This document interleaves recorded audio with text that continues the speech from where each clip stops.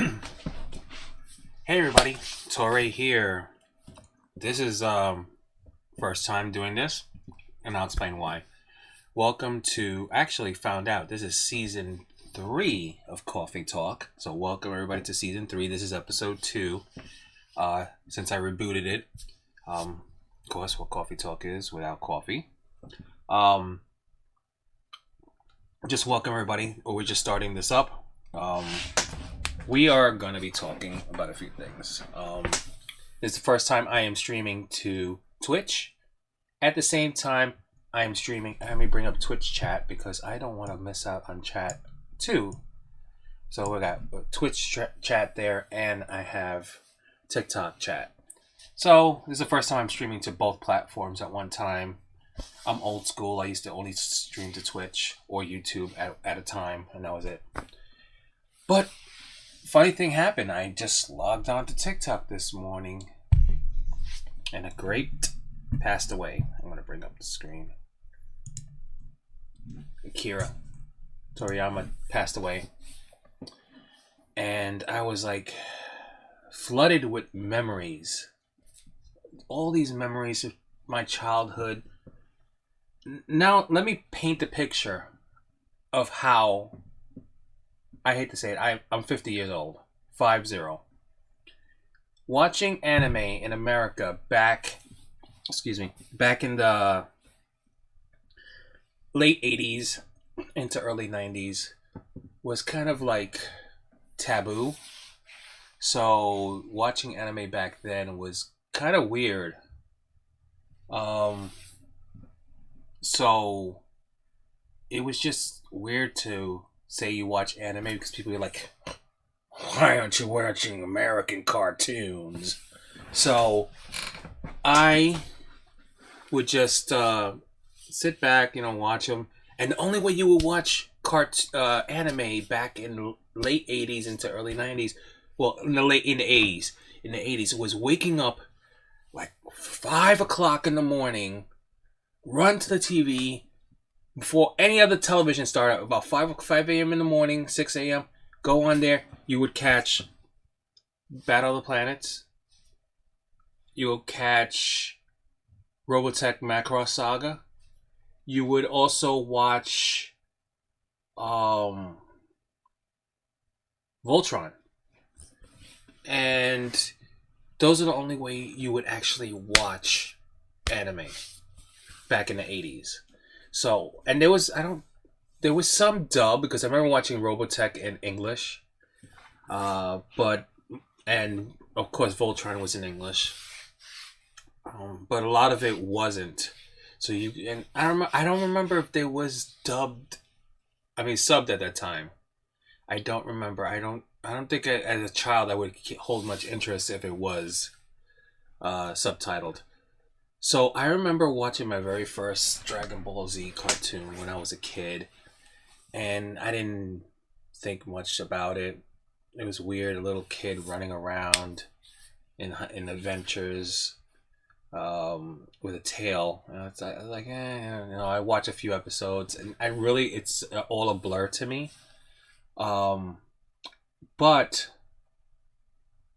in the mid 90s, Dragon Ball actually hit America pretty good. During the weekends on a Saturday, I think it was a Saturday, they would show Dragon Ball Z.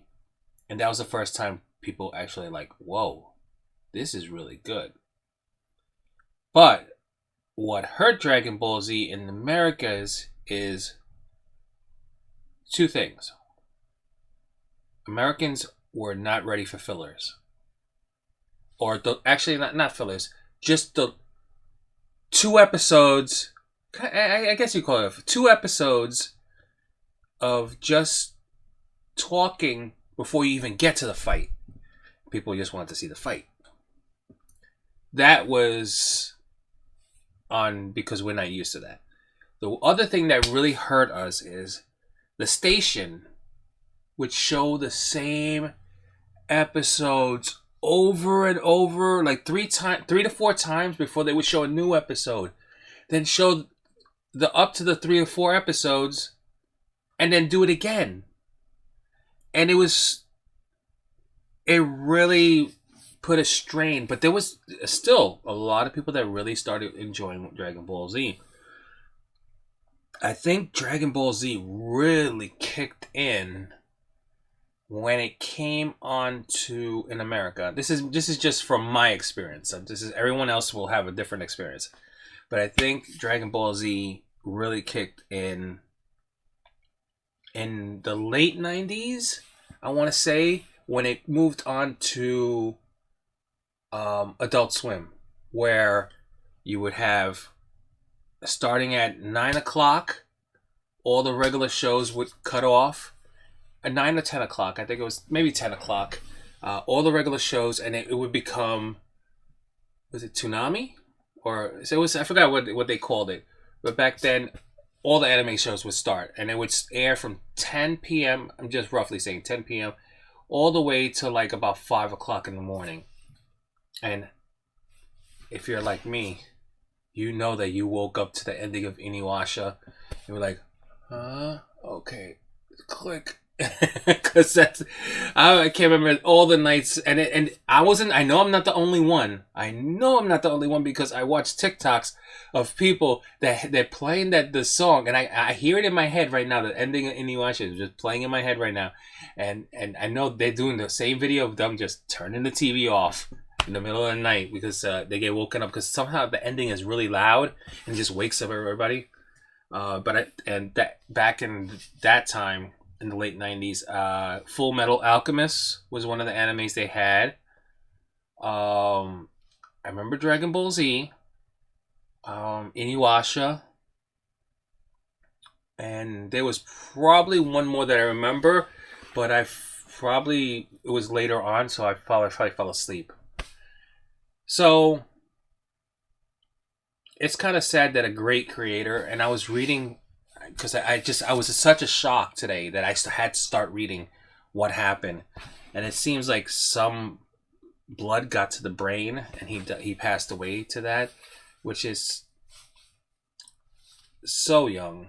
And I know that I believe I'm just guessing here because I'm so shocked, and I haven't really followed up on much Dragon Ball Z since Dragon Ball Z. That was it. That was I stopped after that. After they beat